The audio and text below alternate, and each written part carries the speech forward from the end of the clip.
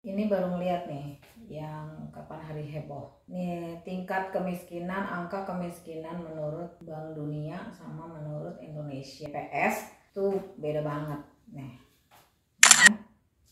Kalau menurut Indonesia, tingkat kemiskinan di Indonesia itu cuma dikit, cuma 8,57% orang. Itu aja sebenarnya udah gede kan, 24 juta orang yang tergolong miskin. Karena hitungannya itu menurut Indonesia yang digolongkan sebagai miskin itu kalau dia itu pengeluarannya per hari itu 19.800, anggaplah 20.000. Jadi kalau ini pengeluaran per orang per harinya itu lebih dari 20.000 udah gak dianggap miskin. 20.000 itu kalau dikali 30 hari berarti sebulan 600.000 ya. Jadi kalau penghasilan atau pengeluaran per orang itu lebih dari 600.000 per bulan udah dianggap nggak miskin. Itu kalau BPS. Terus kalau World Bank dia pakai hitungan terbaru, itu dia pakai hitungannya itu adalah 6,85 US dollar per hari. Itu sekitar 109.000. Jadi anggaplah 100.000 deh ya. Jadi dianggapnya 100.000 per hari berarti 3 jutaan gitu per bulan. Pengeluaran per orang itu udah dianggap miskin. Jadi nah kalau hitungan Bank Dunia yang segitu, itu orang miskin di Indonesia tiba-tiba melonjak drastis yaitu menjadi 61, sekian persen. Yang mana itu artinya 171 juta rakyat Indonesia itu tergolong miskin kalau menurut Bank Dunia. Terus kita bikin hitungan sendiri dong. Penasaran? Ya nggak?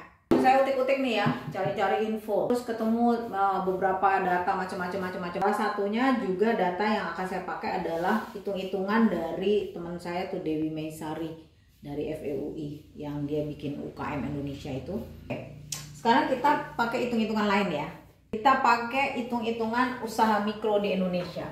Usaha mikro di Indonesia ada 66 juta.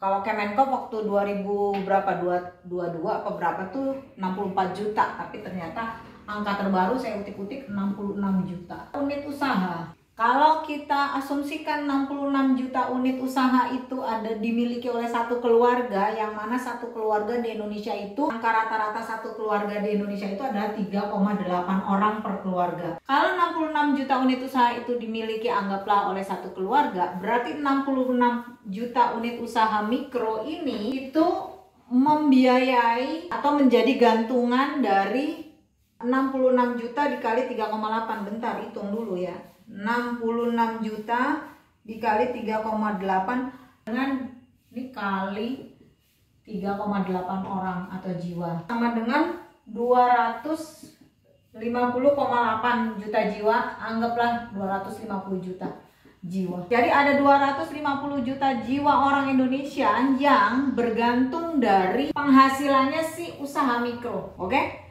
Sekarang penghasilan usaha mikro itu berapa? Si teman saya itu Dewi Maisari itu ngutik-ngutik dan kemudian mengasah bahwa laba kotor dari unit usaha mikro itu adalah kurang dari 100 juta per tahun.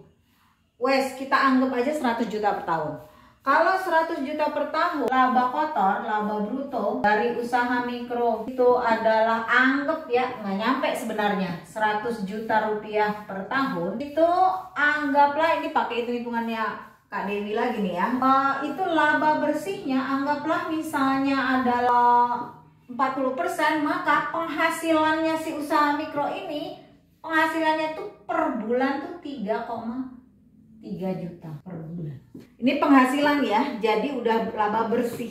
Kalau penghasilannya segini, menghidupi 3,8 orang rata-rata, berarti anggaplah 1 juta rupiah per orang per bulan. Ini adalah kurang lebih pakai sistem rata-rata dari, yang artinya adalah berapa nih? 30.000 rupiah per orang per hari. Ini adalah angka dari rakyat Indonesia yang hidup dari usaha mikro. Penghasilannya segini. Apa? Konsumsinya segini. Jadi kalau pakai hitungan ini 250 juta jiwa ini miskin semua. Jadi Indonesia mestinya nggak perlu denial, ya, jangan denial.